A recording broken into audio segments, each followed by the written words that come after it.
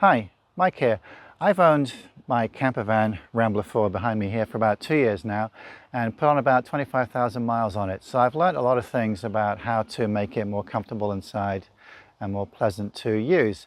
I picked up a great deal of tips from people on the Facebook page. Most campervans, most RVs have a Facebook group associated with them. And I've learned a lot of things from there, some from YouTube and some from just my own experiences. I'm going to share with you 13 tips that I've picked up over the last couple of years, and at the end I'll share with you something I've learned about the Ford Transit van itself, which kind of surprised me and you might find interesting. First, we're going to talk about the window shades. After using them for a while, I decided I didn't want to use the ones provided by the RV manufacturer, Coachman, in the end, because the fabric had to be stretched over the windows at the front and the back, and it was a bit of a pain to attach it with these sort of Velcro strap things. So for the front, I bought some reversible Weathertech shades, and I'll put a link to them in the description below. So they work really well. I can put them in one direction in the winter to keep the warmth in, another direction in the summer to keep the heat out. But the question was, where do I keep this rolled up when I'm driving and not using it? And originally I had it behind the driver's seat, but I saw on a video that somebody had put it rolled up by the side door, held together with bungee cords, and I thought that was great. So that's where I keep it now. It doesn't take up any other space in the van. There's nothing else that would go where I keep it now.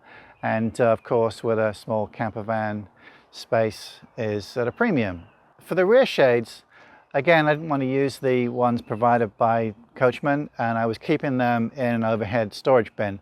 So I got some from Van Made Gear, and they are really nice. They have more insulation than the ones that came with the van, and I can store them on the window itself because they just roll up. They're just attached by a magnetic strip onto a sort of piece of tape, magnetic tape that you put at the top and the bottom of the window.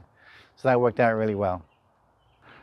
Now, like a lot of people, I have actually put up a curtain divider between the cab and the rear living area. So sometimes if I'm just doing a quick overnight stop at a truck stop, for instance, I may not bother putting up the shades around the front windshields. I may just draw the curtain. I tried various ways of holding up the curtain. I first tried a tension rod, but that didn't work so well. Then I moved on to what I use now, which is hooks over the piece of wood. But that had a tendency to start pulling the wood away from the wall a little bit. I went back to the RV manufacturer, and part of what they did for work that I wanted to have them done was they put in some extra nailing in there. But even so, I still felt it might come away with a weight. So what I use is a 2-inch adhesive hook and loop from GoHook. And I've got that in the middle, and you can see that that sort of adheres to the carpet on the cupboard above the cab. And that holds up the middle really well. It does leave a slight gap, but that doesn't bother me because I'm sleeping right at the back. I've got a Van Essential cover over the Fantastic fan.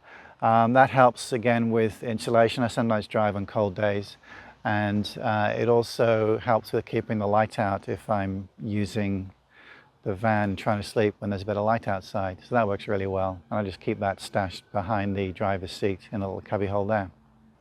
The shower floor has a wooden lip. It's not very tall. And I used to find, even with a shower curtain, that I was spilling water into the hallway when I was taking a shower, or just using the shower and the sink to wash my hair. So what I found was a pool noodle works really well. So you just take a big plastic piece of the middle out, you cut the pool noodle to size, make sure you've got a slit down it, and then it fits over quite nicely. And that has raised the height quite considerably, so I get far less, if any, splash over the side now, and I can just keep the pool noodle stash it behind the toilet. It works really well. I have an induction cooker, and I don't want the glass top of it to break. There's a cupboard above the cooker. If something fell out, it might drop onto it and smash it. You obviously shouldn't keep anything heavy that high up, but even so, I still wanted it to be protected. So I just found a cheap cutting board that fitted across the cooktop, and basically gives me extra worktop space. I don't use the induction cooker that often, but it's really easy to get to. And I just have these little sort of plastic knobs attached to the bottom of the cover, just to keep it raised a little bit so it's not in contact with the actual induction cooktop itself. The sink cover is pretty heavy, and when I take it off, I always have a question as to where shall I put it? Just down on the floor perhaps. One of the RVers who has a 3D printer in our Facebook group made this little plastic hook, and that goes on the back of the sink, and the sink cover attaches to it very nicely. So this generous person made them available for just a nominal charge, and so this works really well. Maybe you can figure out something that's similar to this. I found when I opened the drawer below the sink, it needed quite a large tug, and I was a bit concerned about how much pressure I was putting on it, and it would come out open with quite a jerk. So I just keep my thumb attached, not attached, I keep my thumb pressed against the cabinet above it, and I use my fingers to pull it, and I get much more control over that. And I use that technique with the other drawers in the kitchen area as well. I don't think it puts any less pressure on it, but it's much more controllable and doesn't jerk open so rapidly. This next tip is really one of the coolest ones because it doesn't require any work or any purchasing.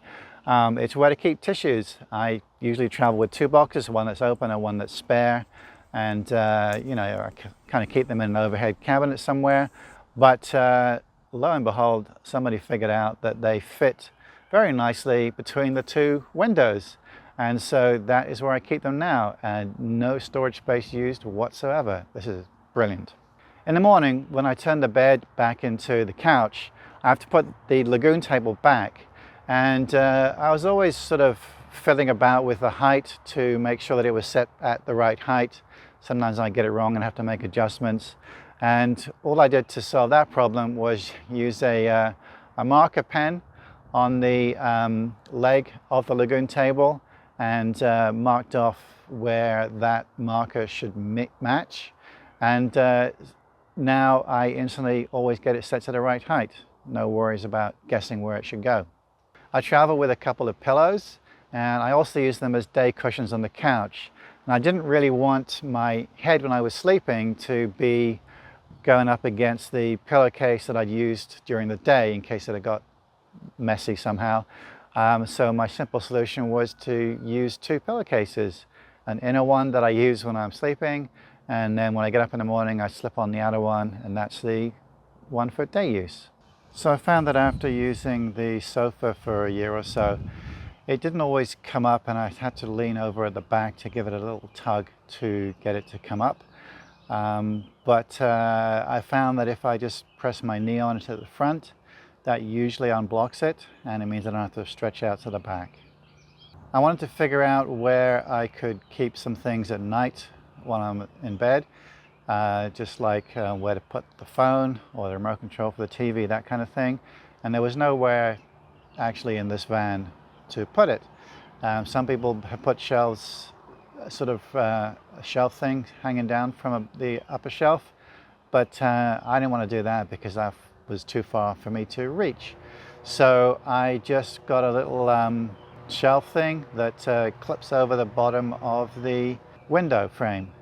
So there are a lot of different ways to use the overhead shelves, and I was stuffing clothes in one of them, but I found that a shelf divider, which a lot of people use, worked out really well, and this is the one I got, and I put it up in 2 shelves, and works really well.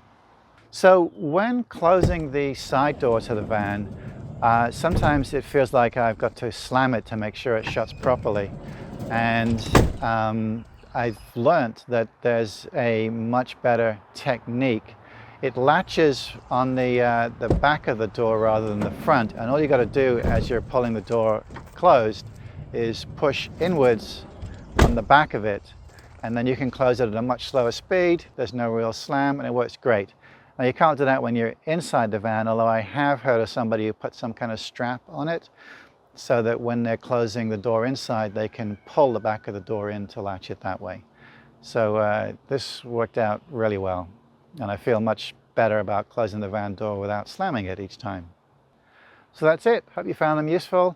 If you like this video, hit the like button, consider subscribing to the channel. I do occasional videos on RVs and quite a few videos on my favorite sport of orienteering.